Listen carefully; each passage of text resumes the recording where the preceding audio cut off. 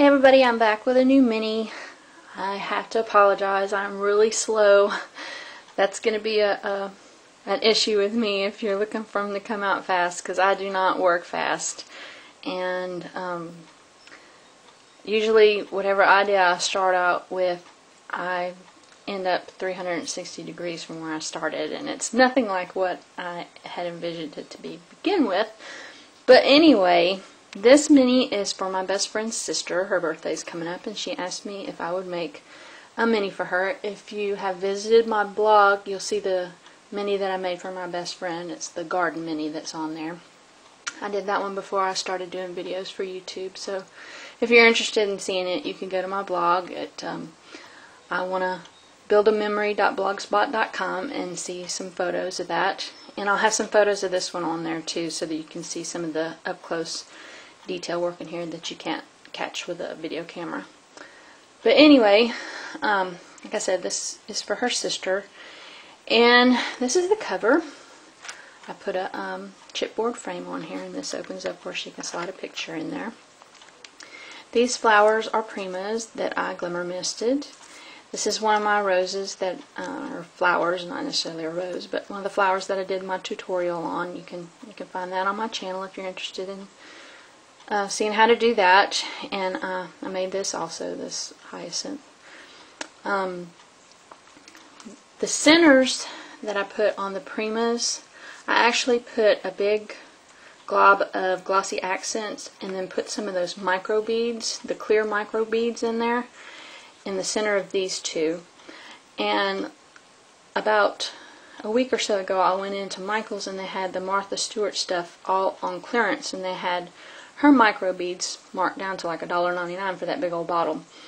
And I hadn't made this flower yet, so when I made it, I put the glossy accents in there and used the gold micro beads that I got on sale there at Michael's. And then I decided to go back over these two centers and use some perfect medium and put some gold perfect pearls on top of that to bring the centers of those flowers out a little bit more. These are made with ribbon and some of my vines. You can find that tutorial on my channel too if you're interested in figuring out how to make the vines. This paper collection is it the Blossom Wood or the, I can't remember what it's called now. I'll put it up on the screen. Anyway, it's really pretty by Kane Company. I finally got it at Joann's when I went shopping over there one day. But I put some fibers on here, some pretty purples and pinks, and I made some charms. I found a little bird cage. My friend's sister loves birds. She has a cockatiel. And just some other little beads I put on there. So that's basically the cover. This first page is a pocket page. Made it a double pocket. Just made some photo mats and some journaling spots on the back. And just a little butterfly charm on this one. Some more journaling. And a tag slides behind the pockets. And this was a little bit of, I had some white trim, and I just took some needle and thread and threaded some beads and sewed them onto that trim just to make a little extra on there. This page has some fiber up here and one of the Staples music paper clips and some tags, places for photos, journaling. This I cut by hand. I found a pattern for a bird cage online that I really liked. Now, I don't have a Sizzix or a Big Shot machine, so I can't make these neat little chipboard embellishments. I have to do things by hand. So I printed the pattern out on paper and glued it onto chipboard and then cut it out by hand. And I threaded some beads on the top for a hanger and did a little bird that I UD'd to put in the cage. Put some bling on the cage to dress it up. Next page is a little birdhouse. This is one of my dryer sheet butterflies. You can find the tutorial for that on my channel. And I pieced this birdhouse together with different papers, and it has some stickles on it, and it opens it up into a place for several photos. And I put a little piece of Velcro at the top to keep it closed. And this page, I felt so bad about this page. I love this page. I think it is so cute, this little bird and the flowers on the vine and the fence. And I didn't want to cover anything up because I thought the pattern on the paper just went along with the scene like it was a plant at the end of the fence. So if she wants to put a photo there, she can, but I just couldn't put a photo mat there on top of that print. I just thought it was too cute. Oh, and the bird, I UD'd the bird too. That's a Martha Stewart stamp for the branches there. This page, I put some,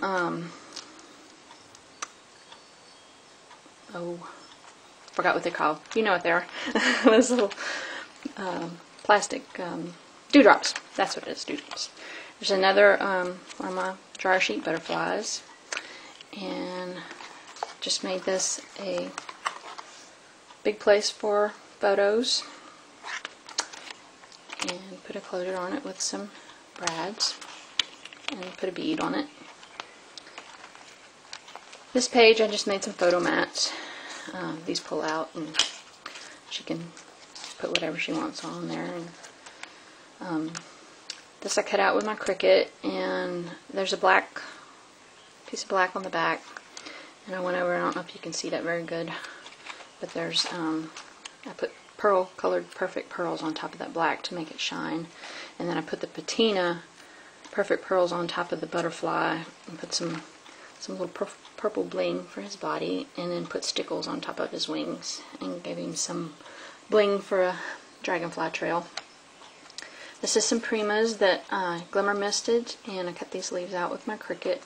And this was just a chipboard flourish, and I had found some micro beads by Martha Stewart after Valentine's Day that were marked down, and it's I think it's a rose gold color they are.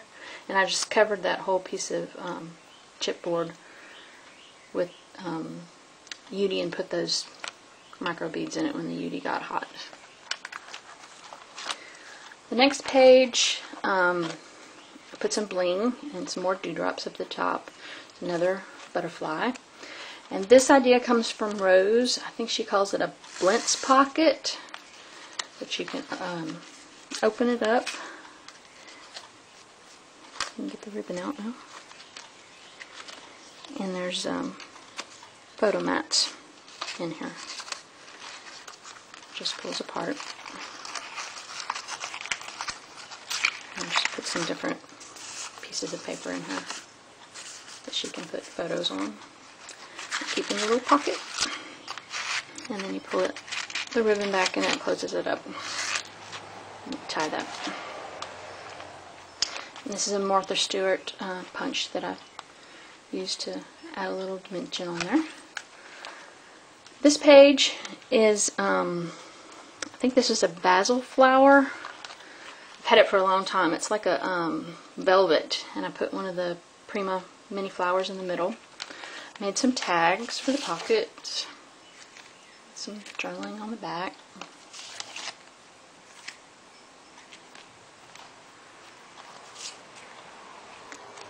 And I just cut out some of the pattern paper that was in this pack and made a pocket for those tags to go in.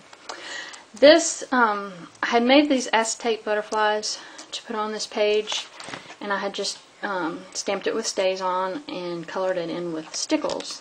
And I watched my friend Janie's tutorial this morning on her butterflies that she made that were so cute, that she put on the bobby pins with the flat back, I don't even know what you call them, but it had a little flat back on it that she put on the back of the butterfly so you could use them for clip-on pages. But she had the cardstock backing behind hers, and I said, I'm going to give that a try and see what that looks like. And I think it really adds to them, makes them really cute. So thank you, Janie. And so that's the last page. There's the back. This paper is just gorgeous. It's all shimmery and shiny. But that is my mini album for my best friend's sister, and I hope you enjoyed it. And if you have any questions or comments, please leave them. I love hearing what y'all have to say. So thanks. Bye.